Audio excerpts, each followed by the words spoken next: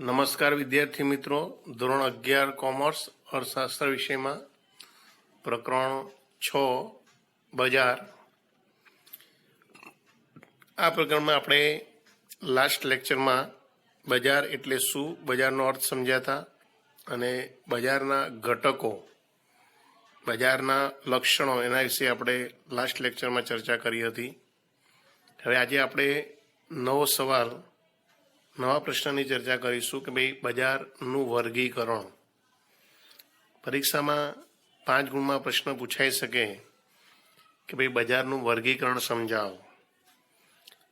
તો સૌથી પહેલાં આપણે બજારનું વર્ગીકરણ કેવી રીતે, તો કે અહીંયા આગળ અર્થશાસ્ત્રીઓ કોઈ એક જ બજાર ન વર્ણવતા બજારનું વર્ગીકરણ જુદા જુદા માપદંડોને આધારે કરે છે અને જે અનુસાર સ્થાન આધારિત બજાર, સમય આધારિત બજાર, વસ્તુના સ્વરૂપ આધારિત બજાર, વસ્તુના જથ્થા આધારિત બજાર, નિયંત્રણ આધારિત બજાર અને હરીફાઈ આધારિત બજાર વગેરે દ્વારા તેઓ બજારના વિભિન્ન પ્રકારો સમજાવે છે. પરીક્ષામાં પણ આ રીતે જુદા જુદા પ્રકારો પૂછી શકાતા હોય છે. અહીંયા આગળ આપણે 3 પ્રકારો કે જેમાં સ્થાન આધારિત બજાર, જથ્થા આધારિત બજાર અને હરીફાઈ આધારિત બજાર વિશે આપણે સમજૂતી પ્રાપ્ત કરીશું. તો સ્થાન આધારિત બજાર કે જેને ભૌગોલિક વિસ્તારની દ્રષ્ટિએ બજારના પ્રકાર પડે છે એવું સમજાવવામાં આવે છે કે સ્થાન આધારિત બજારને તેના ભૌગોલિક વિસ્તારના આધારે વિભાજિત કરવામાં આવે છે. હવે ભૌગોલિક વિસ્તારને આધારે તો કે અહીંયા આગળ બજારના મુખ્ય 4 પ્રકાર પડે છે. કયા કયા 4 પ્રકાર પડે છે? તો કે સ્થાનિક બજાર, પ્રાદેશિક બજાર, રાષ્ટ્રીય બજાર અને આંતરરાષ્ટ્રીય બજાર. તો સૌથી પહેલાં આપણે જોઈશું સ્થાનિક બજાર એટલે શું. તો સ્થાનિક બજારની એવી વ્યાખ્યા આપવામાં આવે છે કે ભાઈ સામાન્ય રીતે વસ્તુ કે સેવાનું જ્યાં ઉત્પાદન થતું હોય ત્યાં જ એનું વેચાણ થતું હોય તેવા બજારને સ્થાનિક બજાર તરીકે ઓળખવામાં આવે છે.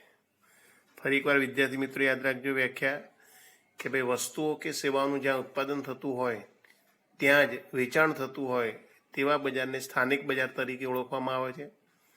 સ્થાનિક બજાર કોઈ એક ચોક્કસ ગામ કે શહેર પૂરતું મર્યાદિત હોય છે. તમે જોઈ શકો કે આપણી આસપાસ, બરાબર, કે દાખલા તરીકે ગામડામાં દૂધ અને શાકભાજીનું બજાર, વાળંદ, ધોબી, દરજી, લુહાર, સુથાર, કુંભાર વગેરેની સેવાઓ અમદાવાદમાં એમટીએસની જે બસ વ્યવસ્થા, બરાબર, વગેરેની સેવાઓ એ સ્થાનિક બજાર તરીકે ઓળખવામાં આવે છે. અહીંયા આગળ ઉદાહરણ આપ્યું છે કે ભાઈ ગામડામાં કે માટીના વાસણોનું બજાર. તો કે અહીંયા આગળ આપણી આસપાસ રહેતા જે આ બધા જે વિવિધ સેવાઓ આપનારા કે ધોબી, લુહાર, આ બધા આપણી આસપાસ રહેનારા છે. એ લોકો સ્થાનિક ત્યાં જ હોય છે અને ત્યાં જ આ બધી સેવાઓ પૂરી પાડતા હોય છે. અને એટલા માટે એમના દ્વારા અસ્તિત્વમાં આવેલું બજાર એને સ્થાનિક બજાર તરીકે આપણે ઓળખીએ છીએ. બરાબર. બીજું કે આપણા અમદાવાદમાં રહીએ છીએ તો કે અમદાવાદમાં આપણને એએમટીએસ બસ સેવા એ આપણા અમદાવાદ પૂરતી જ મર્યાદિત છે, એટલે આપણે એને સ્થાનિક બજારની પરિભાષામાં એને કહી શકીશું. એ જ રીતે બીઆરટીએસ બસ સેવા, તો કે અમદાવાદમાં બીઆરટીએસ બસ સેવાની લાભ આપણને અમદાવાદના રહેતા શહેરીજનોને જેનો લાભ મળે છે. પરિણામે એ બીઆરટીએસ બસ સેવા એ પણ સ્થાનિક બજાર કહી શકાય છે. ટૂંકમાં જે તે સ્થળ પૂરતું મર્યાદિત હોય, બરાબર, એને આપણે સ્થાનિક બજાર તરીકે ઓળખવામાં આવે છે. ત્યારબાદ બીજું છે પ્રાદેશિક બજાર. તો કે જ્યારે વસ્તુ કે સેવાઓનું ખરીદ વેચાણ કોઈ પ્રદેશ, કોઈ ચોક્કસ પ્રદેશ પૂરતું સીમિત હોય ત્યારે તેને પ્રાદેશિક બજાર તરીકે ઓળખવામાં આવે છે. ફરી એકવાર વ્યાખ્યા યાદ રાખજો કે જે વસ્તુઓ કે સેવાઓનું ખરીદ વેચાણ કોઈ એક ચોક્કસ પ્રદેશ પૂરતું મર્યાદિત હોય તેને પ્રાદેશિક બજાર તરીકે ઓળખવામાં આવે છે. હવે ચોક્કસ પ્રદેશ એટલે એને મતલબ કે પ્રાદેશિક બજાર રાજ્યના જુદા જુદા જિલ્લાઓ સુધી વિસ્તરેલ હોય છે. જેમ કે મહેસાણાની દૂધસાગર ડેરીનું દૂધ, સુરતની ઘારી, ગુજરાતી નવલકથાઓ, ગુજરાતી ચલચિત્રો, પ્રાદેશિક ભાષાના પુસ્તકો વગેરેના બજાર એ પ્રાદેશિક બજાર કહેવામાં આવે છે. તો વિદ્યાર્થી મિત્રો અહીંયા આગળ એક ધ્યાન રાખવાનું કે ભાઈ પ્રાદેશિક બજાર છે. પ્રાદેશિક બજાર એટલે શું છે કે જે તે પ્રદેશ પૂરતું મર્યાદિત હોય. દાખલા તરીકે આપણે ગુજરાત રાજ્યમાં ચલો અમદાવાદ, તો અમદાવાદ ખાતેના જે વિભિન્ન બજાર છે કે ભાઈ અમદાવાદનું માણેક ચોક બજાર કહીએ, આપણે કરિયાણા બજાર કહીએ, બરાબર. આ ઉપરાંત ચલો કે ભાઈ સિંધી માર્કેટ કહીએ, સારંગપુર ન્યૂ ક્લોથ માર્કેટ, આ બધા જે બજારો છે એ આપણા અમદાવાદ પૂરતા મર્યાદિત છે, પ્રાદેશિક બજાર કહેવામાં આવે છે. એ જ રીતે તમે બીજું કહી શકો કે દાખલા તરીકે આપણા ગુજરાતમાં, બરાબર, કે સમગ્ર ગુજરાતમાં ચાલો કે ભાઈ ગુજરાત સમાચાર છાપું જે આવે છે આપણે વાંચીએ છીએ, સંદેશ સમાચાર જે વાંચીએ છીએ એ આપણું ગુજરાત પૂરતું મર્યાદિત છે, પરિણામે એને પ્રાદેશિક બજાર તરીકે ઓળખી શકાય છે. આપણી ગુજરાતી ભાષામાં આવતા જે ચલચિત્રો, જે ફિલ્મો તમે જુઓ છો તે એ ગુજરાત પૂરતા મર્યાદિત હોય છે. ગુજરાતના લોકો જેની ભાષામાં એને સમજી શકતા હોય છે, બીજા રાજ્યોના લોકોને એમાં રસ ઓછો હોય, એ જોઈ શકતા હોતા નથી અથવા એ ન જુએ. તો આપણા જે ગુજરાતી ભાષાના ચલચિત્રો કહેવાય, ગુજરાતી નાટકો કહેવાય, ગુજરાતી જે પુસ્તકો કહેવાય છે, ગુજરાતી નવલકથાઓ હોય વગેરે આપણા પ્રાદેશિક બજાર તરીકે ઓળખવામાં આવે છે. તો આ રીતે જે તે પ્રદેશ પૂરતું મર્યાદિત હોય એને પ્રાદેશિક બજાર તરીકે ઓળખવામાં આવે છે. આ ઉપરાંત બીજું છે રાષ્ટ્રીય બજાર. તો રાષ્ટ્રીય બજાર કોને કહી શકાય? તો કે જ્યારે વસ્તુ કે સેવાઓ સમગ્ર રાષ્ટ્રમાં ખરીદી વેચાણ પામતી હોય તેવા બજારને રાષ્ટ્રીય બજાર તરીકે ઓળખવામાં આવે છે. હવે આ રાષ્ટ્રીય બજાર કે જે રાષ્ટ્રીય બજાર કે દેશના વિવિધ રાજ્યો સુધી વિસ્તરેલું હોય છે, બરાબર. આ બજારમાં સમગ્ર દેશમાં વસ્તુનું વેચાણ થતું હોય છે. આવી વસ્તુ સમગ્ર દેશમાં, દેશના જુદા જુદા રાજ્યોમાં એનું વેચાણ થતું હોય છે અને તેથી તે રાષ્ટ્રીય બજાર તરીકે ઓળખાતી હોય છે. દાખલા તરીકે આપણા અમૂલ ડેરીની જે પ્રોડક્ટ, બરાબર, એ સમગ્ર દેશમાં વેચાતી હોય છે.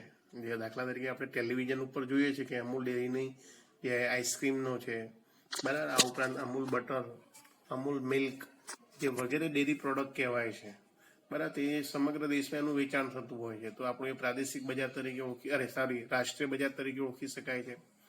વિવિધ પ્રકારની જે સાડીઓ, બનારસી સાડીઓ, કાજીવરમની સાડીઓ કહીએ આપણે, બરાબર, તો બાંધણી સાડી, આ બધી જે વિવિધ પ્રકારની સાડીઓનું બજાર છે એ રાષ્ટ્રીય બજાર તરીકે ઓળખાય છે, કે જે આપણા માત્ર અમદાવાદમાં કે ગુજરાતમાં એટલી વેચાતી ના હોય પરંતુ સમગ્ર દેશમાં આ સાડીઓ વેચાતી હોય. આપણી જે હિન્દી ભાષા એ પણ એક રાષ્ટ્રીય બજાર કહેવામાં આવે છે, કે હિન્દી ભાષામાં લખાયેલા જે પુસ્તકો, હિન્દી ભાષાના જે નવલકથાઓ, બરાબર, હિન્દી ભાષામાં જોવામાં આવતા જે ફિલ્મો એ આપણા રાષ્ટ્રીય બજાર તરીકે ઓળખી શકાય છે. આ ઉપરાંત પણ તમે ઘણા બધા ઉદાહરણો આપી શકો છો, કે દાખલા તરીકે ટેલિવિઝન ઉપર આવતી જે રાષ્ટ્રીય ચેનલ ઉપર આવતી જે જાહેરાતો, બરાબર, એ આપણી એક પ્રકારની રાષ્ટ્રીય બજાર તરીકે ઓળખી શકાય.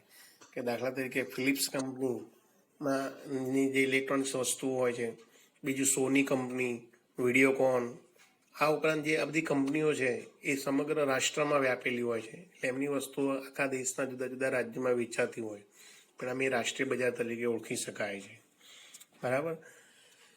બીજું કે અહીંયા આગળ રાષ્ટ્રીય બજાર એ કોઈ એક રાજ્ય કે કોઈ પ્રદેશ પર તો સીમિત હોતું નથી, પરંતુ સમગ્ર દેશમાં એની વસ્તુઓ વેચાતી હોય છે, એની સમગ્ર દેશમાં એનું વિતરણ થતું હોય છે, તેથી તે રાષ્ટ્રીય બજાર તરીકે ઓળખી શકાય છે. આવું યાદ રાખવું.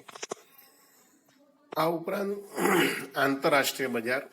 તો આંતરરાષ્ટ્રીય બજાર એટલે શું? તો કે આંતરરાષ્ટ્રીય બજારને વૈશ્વિક બજાર પણ કહેવામાં આવે છે, કે ભાઈ જે વસ્તુઓ કે સેવાઓના ખરીદી વેચાણ માત્ર એક રાષ્ટ્ર પૂરતા સીમિત ન હોય પરંતુ વિશ્વના અનેક રાષ્ટ્રમાં પ્રસરેલા હોય તેને આંતરરાષ્ટ્રીય બજાર તરીકે ઓળખવામાં આવે છે, બરાબર. ફરી એકવાર વ્યાખ્યા યાદ રાખજો, કે જે વસ્તુઓ કે સેવાઓના ખરીદી વેચાણ માત્ર કોઈ એક રાષ્ટ્ર પૂરતા સીમિત એટલે કે મર્યાદિત ન રહેતા વિશ્વના અનેક રાષ્ટ્રમાં પ્રસરેલા હોય તેને આંતરરાષ્ટ્રીય બજાર તરીકે ઓળખવામાં આવે છે.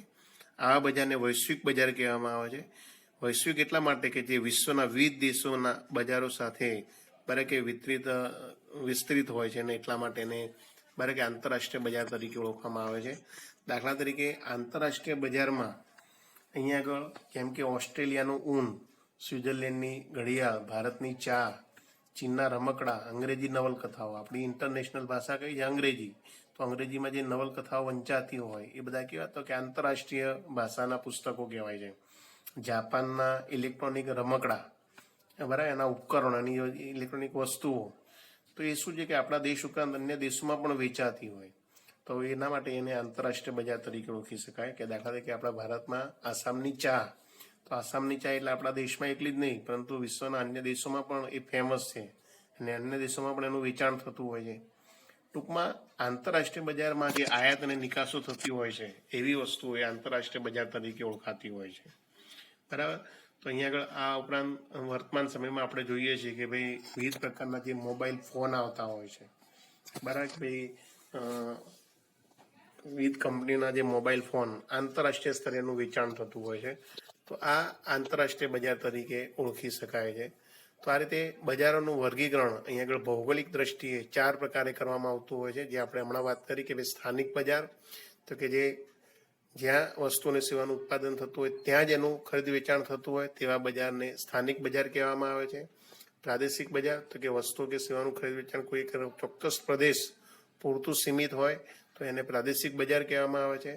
જ્યારે વસ્તુ કે સેવાનું સમગ્ર રાષ્ટ્રમાં ખરીદ વેચાણ થતું હોય તેવા બજારને આપણે રાષ્ટ્રીય બજાર તરીકે ઓળખીએ છીએ. જ્યારે આંતરરાષ્ટ્રીય બજાર કે એને વૈશ્વિક બજાર કહીએ છીએ, તો કે વસ્તુઓ અને સેવાઓનું ખરીદી વેચાણ માત્ર કોઈ એક રાષ્ટ્ર પૂરતું મર્યાદિત ન રહેતા વિશ્વના અનેક રાષ્ટ્રોમાં ખરીદ વેચાણ થતું હોય તો આયાત નિકાસ થતી હોય તો એને આંતરરાષ્ટ્રીય બજાર તરીકે ઓળખવામાં આવે છે. આ રીતે ભૌગોલિક વિસ્તારની દ્રષ્ટિએ આ રીતે બજારના આવા 4 પ્રકાર પડતા હોય છે, બરાબર. હવે આ ઉપરાંત જથ્થા આધારિત બજાર, જથ્થા આધારિત બજારના પ્રકારની ચર્ચા કરીએ આપણે, તો કે જે બજારમાં જથ્થા આધારિત બજાર એટલે શું એની ચર્ચા કરીશું. તો કે જથ્થા આધારિત બજારમાં મુખ્યત્વે 2 પ્રકારના બજારોનો સમાવેશ થાય છે, જેમ કે જથ્થાબંધ બજાર અને છૂટક બજાર. વસ્તુ કેટલા પ્રમાણમાં વેચાય છે, વસ્તુ કેટલા જથ્થામાં વેચાય છે એના આધારે અહીંયા આગળ જથ્થા આધારિત બજાર તરીકે એના 2 પ્રકાર પડે છે, જથ્થાબંધ બજાર અને છૂટક બજાર.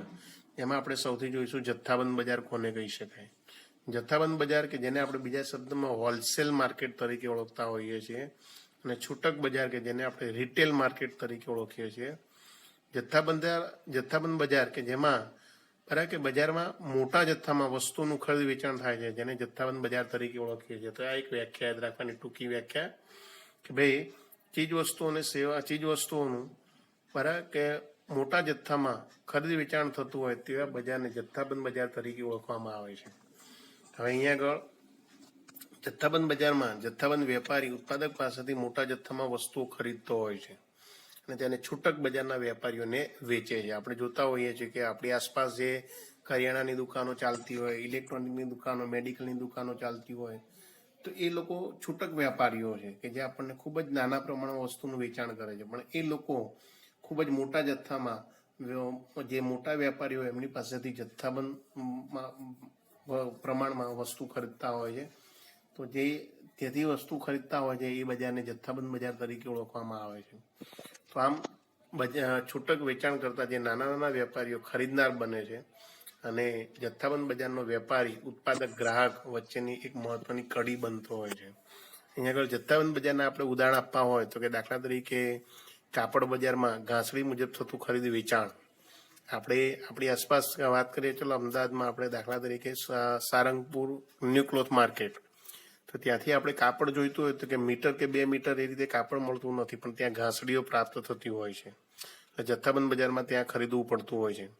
કાલુપુરનું જે કરિયાણા માર્કેટ છે, તો ત્યાં આગળ આપણે ખરીદવું હોય તો કે ત્યાં કિલો 2 કિલો તેલ મળતું નથી, પરંતુ આપણે ત્યાં હોલસેલમાં તેલના ડબ્બા મળતા હોય છે.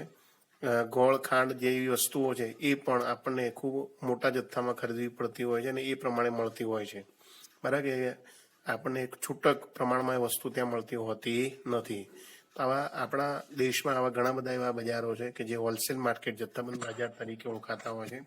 દાખલા તરીકે માણેક ચોકનું સોના ચાંદી બજાર, ત્યાં પણ સોના ચાંદીની જે ખરીદી થતી હોય છે મોટા વેપારીઓ બરાબર એ નાના વેપારીઓને આ રીતે હોલસેલમાં ભાવે વસ્તુનું વેચાણ કરતા હોય છે. તો આ રીતે જથ્થાબંધ બજારમાં વેપારી ઉત્પાદક પાસેથી મોટા જથ્થામાં વસ્તુઓ ખરીદે છે અને છૂટક બજારમાં વેપારીઓને વેચે છે અને વેપારીઓ પાસેથી ગ્રાહકો પાસે આ રીતે છૂટક બજાર અને જથ્થાબંધ બજાર અસ્તિત્વમાં આવતું હોય છે. ત્યારબાદ છૂટક બજારની વાત કરીએ. છૂટક બજાર જેને બીજા શબ્દોમાં આપણે રિટેલ માર્કેટ તરીકે ઓળખવામાં આવે છે. છૂટક બજારમાં બરાબર ખૂબ જ નાના જથ્થામાં વસ્તુનું ખરીદ વેચાણ થતું હોય છે, તેથી આપણે એને છૂટક બજાર કહીએ છીએ. બરાબર, અહીંયા આગળ છૂટક બજારના વેપારીઓ પણ બજારની અન્ય એક મહત્વની કડી બની ગ્રાહકો સુધી વસ્તુને પહોંચાડે છે.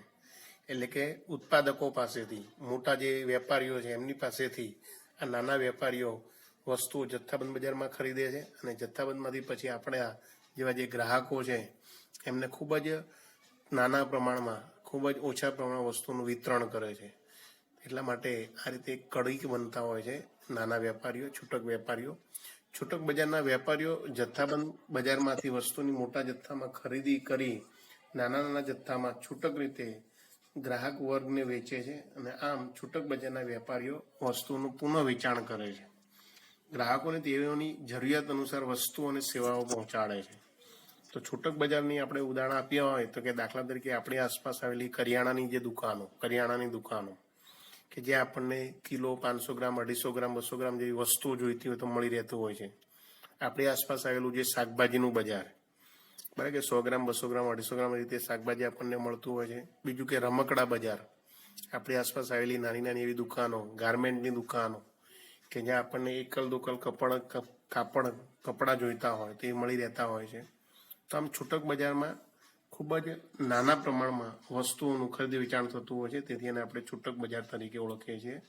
તો આમ યાદ રાખવાનું કે જથ્થાબંધ આધારિત બજારના 2 પ્રકાર પડે છે. જથ્થાબંધ બજાર કે જેમાં ખૂબ જ મોટા પ્રમાણમાં, મોટા જથ્થામાં વસ્તુઓનું ખરીદી વેચાણ થતું હોય છે, જ્યારે છૂટક બજાર ખૂબ જ નાના પ્રમાણમાં, ખૂબ જ નાના પાયે વસ્તુનું ખરીદી વેચાણ થતું હોય છે, એટલે આપણે એને છૂટક બજાર તરીકે ઓળખીએ છીએ. આ ઉપરાંત હરીફાઈને આધારે બજારના પ્રકારો, તો કે સામાન્ય રીતે હરીફાઈ આધારિત બજારને ખરીદનાર કે વેચનારની સંખ્યા કે પ્રમાણને આધારે વર્ગીકૃત કરવામાં આવે છે. અહીંયા આગળ હરીફાઈના આધારે બજારના પ્રકારોને 2 વિભાગમાં વિભાજિત કરવામાં આવે છે. એક તો પૂર્ણ હરીફાઈવાળું બજાર અને બીજું કયું અપૂર્ણ હરીફાઈવાળું બજાર. તમે વિદ્યાર્થી મિત્રો અહીંયા આગળ વર્ગીકરણ જોઈ શકો છો કે ભાઈ સામાન્ય રીતે હરીફાઈના આધારે બજારના કેટલા પ્રકાર પડે છે. તો કે હરીફાઈના આધારે બજારના 2 વિભાગમાં વહેંચી શકાય છે. એક પૂર્ણ હરીફાઈવાળું બજાર અને બીજું અપૂર્ણ હરીફાઈવાળું બજાર. હવે આપણને પ્રશ્ન થાય કે અપૂર્ણ હરીફાઈવાળું બજાર એટલે શું? તો કે જેમાં હરીફાઈ હોતી નથી, ઓછી હોય છે. કે આ અપૂર્ણ હરીફાઈવાળા બજારના મુખ્ય 3 પ્રકાર છે: ઇજારો, ઇજારાયુક્ત હરીફાઈ અને અલ્પહસ્તક ઇજારો. વિદ્યાર્થી મિત્રો, આખો પ્રશ્ન હોવાને કારણે આપણે આ જે હરીફાઈના આધારે બજારના વર્ગીકરણો છે એની માત્ર આપણે વ્યાખ્યાઓ જ સમજીશું. એના લક્ષણોને આધારે એ જુદા જુદા પ્રશ્નો પૂછાતા હોય છે તો એની ચર્ચા આપણે એ રીતે મોટા પ્રશ્નોમાં કરીશું. પણ અહીંયા આગળ આ પ્રશ્નની અંદર હરીફાઈના આધારે બજારના 2 પ્રકાર પડે છે: પૂર્ણ હરીફાઈ અને અપૂર્ણ હરીફાઈ. અને પછી આ બધા બજારના પ્રકારોની વ્યાખ્યા લખી અને એ રીતે જવાબને ટૂંકાવી દેવાનું. તો સૌથી પહેલા આપણે જોઈશું અહીંયા આગળ એક વ્યાખ્યા આપીશું. પૂર્ણ હરીફાઈવાળું બજાર કોને કહી શકાય? તો કે પૂર્ણ હરીફાઈવાળું બજાર એક આદર્શ બજાર ગણાતું હોય છે. પૂર્ણ હરીફાઈ બજારની વ્યાખ્યા આવી આપી શકાય કે ભાઈ એક એવી વ્યવસ્થા કે જેમાં બજાર કિંમતને અસર પહોંચાડી શકે તેટલી મોટી પેઢી સમગ્ર બજારમાં ન હોવા સાથે ઘણી પેઢીઓ સમાન ગુણી વસ્તુનું વેચાણ કરે છે. એને અપૂર્ણ હરીફાઈવાળા બજાર તરીકે ઓળખવામાં આવે છે. તો જો આ વ્યાખ્યાઓ અહીંયા યાદ રાખજો કે ભાઈ પ્રોફેસર લેફ્ટવિચે વ્યાખ્યા આપી છે કે ભાઈ પૂર્ણ હરીફાઈ એક એવી બજાર વ્યવસ્થા છે કે જેમાં બજાર કિંમતને અસર પહોંચાડી શકે તેટલી મોટી પેઢી સમગ્ર બજારમાં ન હોવા સાથે ઘણી પેઢીઓ સમાન ગુણી વસ્તુનું વેચાણ કરે છે. ટૂંકમાં વ્યાખ્યા આપી હોય તો કે પૂર્ણ હરીફાઈવાળું બજાર એટલે કે એવું બજાર કે જ્યાં શું છે તો કે ઇજારાનો અભાવ હોય છે, એવી સ્થિતિવાળું બજાર. હવે ઇજારો એટલે શું એ આપણે જોઈશું, પણ અહીંયા આગળ ઇજારાનો અભાવ હોય તેવી સ્થિતિને આપણે પૂર્ણ હરીફાઈવાળું બજાર કહેવાય છે. કે આવા બજારમાં અસંખ્ય ખરીદનારા અને અસંખ્ય વેચનારા હોય છે, સમાન ગુણી વસ્તુઓ હોય છે. બીજું કે અહીંયા આગળ બજારની કિંમતોમાં કોઈ ફેરફાર કરી શકતું નથી. આવા લક્ષણો ધરાવતા બજારને પૂર્ણ હરીફાઈવાળા બજાર તરીકે ઓળખવામાં આવે છે. બીજો પ્રકાર છે ઇજારો. તો ઇજારો કોને કહી શકાય? તો આપણે અહીંયા ઇજારાની વ્યાખ્યા એકલી જોઈશું. તો કે ઇજારો એટલે કે વસ્તુનો એક જ વેચનાર એટલે ઇજારો કહેવામાં આવે છે. બરાબર. તો આવી વ્યાખ્યા પણ આપી શકાય, અથવા તો એવી વ્યાખ્યા કે વસ્તુના પુરવઠા પર કોઈ એક જ પેઢીનો અંકુશ હોય તેને ઇજારો તરીકે ઓળખવામાં આવે છે. ઇજારાને અંગ્રેજીમાં મોનોપોલી કહેવામાં આવે છે. મોનોપોલી એક ગ્રીક ભાષાનો શબ્દ છે, બરાબર, જે મોનોસ અને પોલિન્સ એવા 2 શબ્દોનો ઉપયોગથી બનેલો શબ્દ છે કે જે બજારમાં એક જ વેચનારો હોય, એક જ ઉત્પાદક હોય, બરાબર, એને ઇજારા તરીકે ઓળખવામાં આવે છે, મોનોપોલી કહેવામાં આવે છે. તો આ પણ એક યાદ રાખજો કે ઇજારો કોને કહેવાય? તો કે જે બજારમાં એક જ ઉત્પાદક કે વેચનારો હોય અને અસંખ્ય ખરીદનારા હોય, નજીકની અવેજી વસ્તુનો અભાવ હોય, નવી પેઢીઓના પ્રવેશ પર અંકુશ હોય, એવા લક્ષણો ધરાવતા બજારને ઇજારા તરીકે ઓળખવામાં આવે છે. ત્યારબાદ ઇજારાયુક્ત હરીફાઈ. ઇજારાયુક્ત હરીફાઈ કોને કહેવામાં આવે છે?